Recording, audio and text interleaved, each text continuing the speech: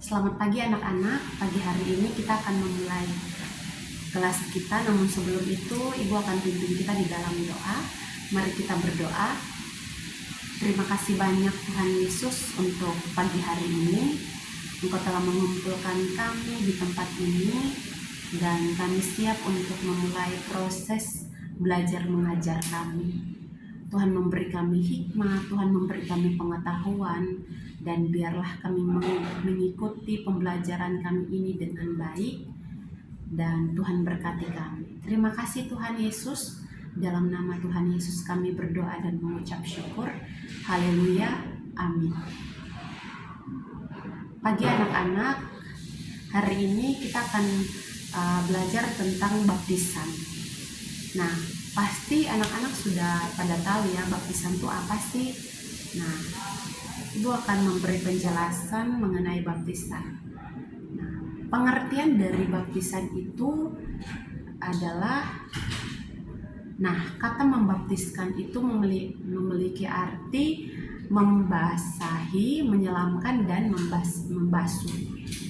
Pembaptisan itu melambangkan pembersihan, yaitu pembersihan dari dosa, sebagaimana yang dilakukan oleh Yohanes Pembaptis yang tertulis di dalam Alkitab.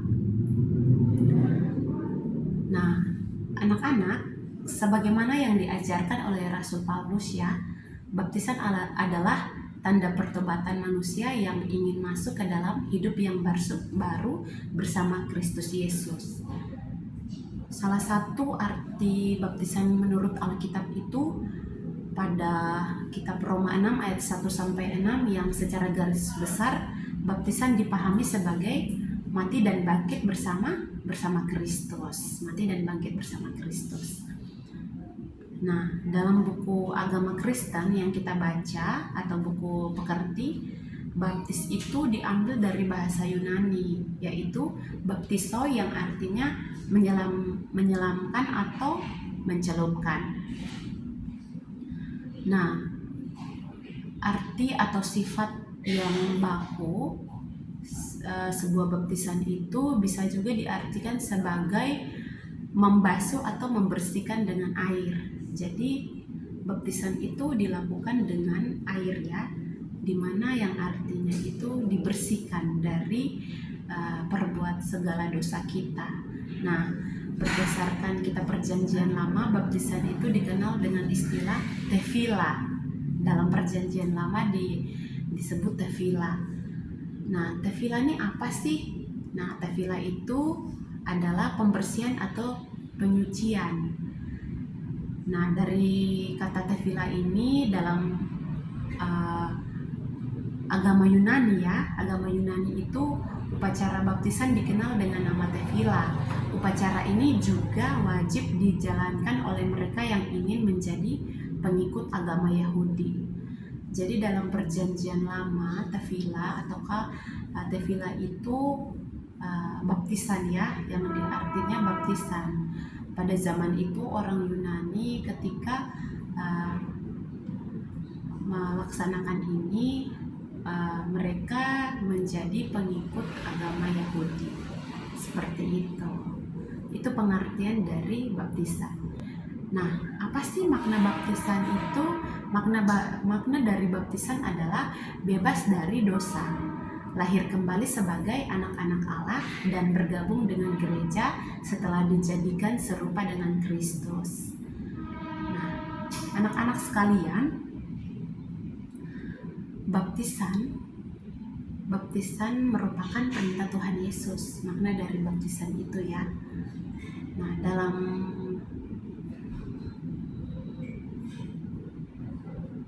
lahir kembali ya sebagai anak-anak Allah.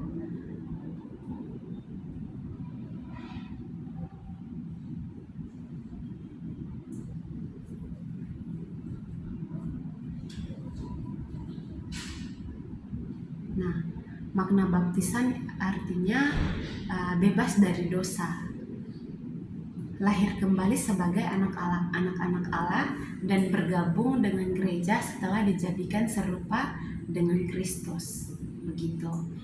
Jadi makna baptisan itu kita bebas dari dosa, dari segala perbuatan kita. Namun bukan bebas seperti itu saja yang dimaksudkan, tetapi bagaimana ketika kita dibaptis, kita sudah meninggalkan kehidupan lama kita sudah meninggalkan perbuatan lama kita, kenakalan kita yang dulunya kita sering lakukan, kita meninggalkan semuanya itu.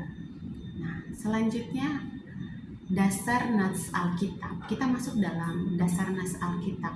Karena itu, pergilah, jadikanlah semua bangsa muridku, dan baptislah mereka dalam nama Bapa dan Anak dan Roh Kudus, dan ajarlah mereka melakukan segala sesuatu yang telah kuperintahkan kepadamu, dan ketahuilah aku menyertai kamu senantiasa sampai kepada akhir zaman. Nah, anak-anak sekalian, dari ayat ini kita tahu bahwa Tuhan Yesus itu memerintahkan murid-muridnya untuk pergi ke seluruh penjuru bumi, mengabarkan Injil Kerajaan Allah dan membaptis orang-orang percaya, terutama kita yang sekarang ini. Nah, pembaptisan ini dilakukan dalam nama Bapa dan Anak dan Roh Kudus.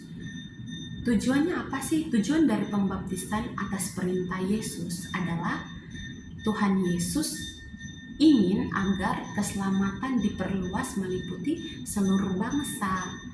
Nah, terus kenapa? Nah, keselamatan yang pada mulanya dipahami hanya milik bangsa Israel pada zaman itu ya, sebagai umat pilihan Allah, kini diperluas oleh Yesus menjadi milik semua bangsa. Jadi pada zaman itu hanya dikenal untuk umat pilihan Allah yang bisa menerima baptisan tersebut. Namun sekarang kita bisa menerimanya. Nah, sudah diperluas melalui Tuhan Yesus yang adalah penebus kita ya. Nah, dari ayat ini, setiap orang dari berbagai bangsa yang percaya kepadanya menjadi muridnya. Tandanya adalah apa? Tandanya adalah melalui baptisan, dan mereka pun menerima anugerah keselamatan. Seperti itu.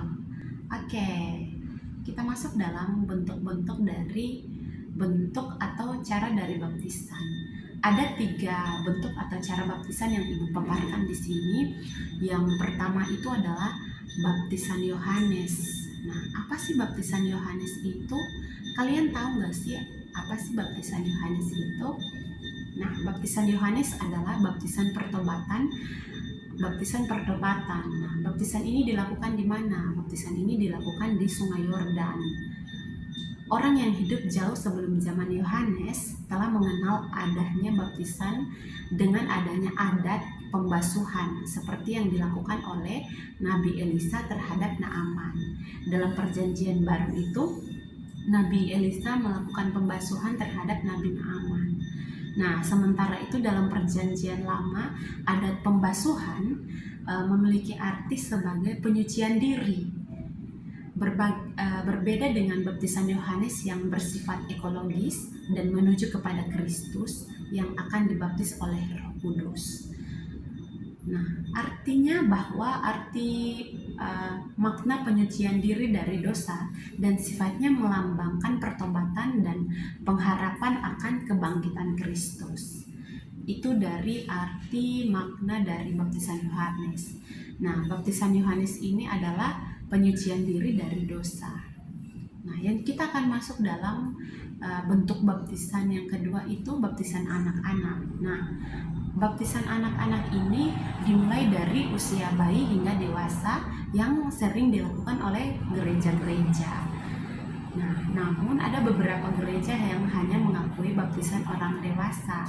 Dalam Injil Lukas 18 ayat 6a, Matius 19 ayat 14a, Markus 10 ayat 14a itu dinyatakan bahwa Yesus memarahi murid-muridnya yang ingin menghalang-halangi anak-anak datang kepadanya. Mengapa? Mengapa demikian? Nah, Tuhan berkata bahwa biarkanlah anak-anak itu, biarkanlah kita ini datang kepada Tuhan Yesus, jangan menghalangi mereka. Nah, anak-anak sekalian, Ibu mau mengatakan bahwa baptisan anak-anak ini memiliki dasar Alkitab bahwa Yesus sendiri itu menyebut anak-anak dan Yesus sendiri itu menyambut ya, dia menyambut anak-anak dan memberkati mereka. Jadi baptisan anak-anak ini memiliki dasar dalam Alkitab, begitu pula baptisan orang dewasa dalam Injil Matius 28 ayat 19 sampai 20. Oke, yang berikut adalah baptisan percik atau baptisan selam. Nah, baptisan percik atau baptisan selam ini merupakan baptisan percik atau baptisan selam ini, kedua jenis baptisan ini tersebut seringkali menjadi perdebatan mengenai cara mana yang lebih alkitabiah ya. Kendati begitu, Alkitab tidak memiliki penyebutan cara yang paling sesuai.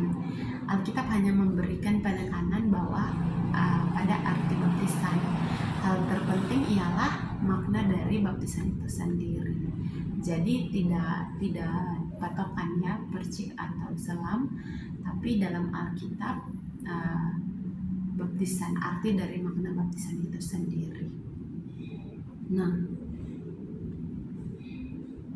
sebelumnya kita harus tahu dari makna baptisan yang ada itu juga ada dua makna baptisan menurut Alkitab. Nah, kita harus tahu sebelumnya, kita harus tahu makna baptisan menurut Alkitab. Nah, makna baptisan menurut Alkitab itu dalam Roma 6 ayat 1 sampai 6 itu artinya bahwa kita mati dan bangkit bersama Kristus. Kita mati dan bangkit bersama Kristus itu ketika kita meninggalkan dosa kita, tubuh dosa kita itu, kita mati dan bangkit bersama Kristus. Kita meninggalkan perbuatan kita, ketika kita meninggalkan kenakalan kita meninggalkan hal-hal yang menurut kita tuh kurang pantas. Nah, kita meninggalkan ketika kita dibaptis, kita meninggalkan, dan ketika itu kita bangkit bersama Kristus, kita hidup bersama Kristus, di mana kehidupan kita itu sesuai dengan apa yang Tuhan kehendaki, seperti itu. Nah, saat ini kita orang-orang percaya tidak boleh membiarkan cara hidup yang lama menguasai hidup dan tubuh kita lagi, melainkan Tuhan Yesuslah yang menguasai kehidupan kita, seperti itu ya anak-anak sekalian. Dan yang kedua itu dalam kitab Kisah Para Rasul 19 ayat 4 dinyatakan bahwa murid-murid belum mendengarkan tentang Pentakosta. Nah, Kisah Para Rasul 19 ayat 4 tentang Pentakosta itu mereka itu sebelumnya itu mengenal pemberitaan Yohanes Pembaptis yang menyatakan bahwa orang harus menerima baptisan pertobatan untuk menantikan Dia yang akan datang, yaitu Tuhan Yesus. Nah, dalam bab ini, Perjanjian Baru ini ingin menegaskan bahwa baptisan Yohanes adalah baptisan pertobatan, sementara baptisan dalam nama Yesus adalah baptisan oleh Roh Kudus. Nah, itu dari makna baptisan menurut Alkitab ya. Nah, selanjutnya kita masuk dalam kesimpulan. Oke. Nah, dari materi kita hari ini tidak terlalu banyak, tapi Ibu minta supaya anak-anak dapat lebih mempelajari lagi apa sih baptisan tersebut. Nah, kesimpulan yang akan Ibu berikan adalah baptisan kudus adalah keselamatan yang menguatkan iman, mempersembahkan penghormatan kepada Allah, dan menghasilkan pengudusan akan manusia. Jadi anak-anak sekalian, kalian harus mengerti apa sih baptisan itu, supaya ketika kalian sudah siap untuk dibaptis, kalian bisa memahami baptisan itu seperti apa. Kalian sudah bisa pelajari, dan saat ini kalian sudah belajar tentang baptisan. Jadi ketika kalian diperhadapkan dengan baptisan ataukah ditanya apa sih yang kamu ketahui tentang baptisan, kalian sudah bisa menjelaskan menurut versi kalian, menurut apa yang kalian pahami. Oke, sekian dari kelas kita di hari ini ya. Ibu akan kasih tugas untuk kalian kerjakan di rumah. Nah, soalnya itu tidak terlalu susah ya. Tolong kalian ceritakan pengalaman kalian tentang baptisan, apa yang kalian ketahui, pengalaman yang pernah kalian dapatkan tentang baptisan gitu. Ada yang sudah pernah dibaptis, kalian boleh menceritakan pengalaman kalian. Oke, itu saja ya untuk tugas kita di minggu depan. Kita akan bertemu kembali di minggu depan, dan jangan lupa mengerjakan tugas yang Ibu berikan. Baik, kita akan mengakhiri kelas kita. Sebelumnya, mari kita satu hati di dalam doa. Ibu akan pimpin kita di dalam doa. Mari kita berdoa. Terima kasih banyak Tuhan Yesus untuk hari ini. Kami telah selesai kelas. Kami akan melanjutkan mata kuliah kami selanjutnya. Kami akan melanjutkan perkuliahan. Sebelumnya, Ibu akan pimpin kita di dalam doa. Mari kita berdoa. Terima kasih banyak Tuhan Yesus. Pada saat ini kami sudah selesai di pelajaran kami hari ini, bagaimana kami belajar tentang baptisan, apa yang kami ketahui, macam-macam dari baptisan. Tuhan berkati kami agar ketika kami diperhadapkan dengan sebuah pertanyaan mengenai pengertian dari baptisan, kami dapat menjawab. Terima kasih Tuhan, beri kami hikmat dan pengetahuan. Ini kami, ampuni dosa dan pelanggaran kami, dalam nama Tuhan Yesus kami berdoa, haleluya, amin. Sampai bertemu di kelas selanjutnya. Tuhan Yesus memberkati. Shalom.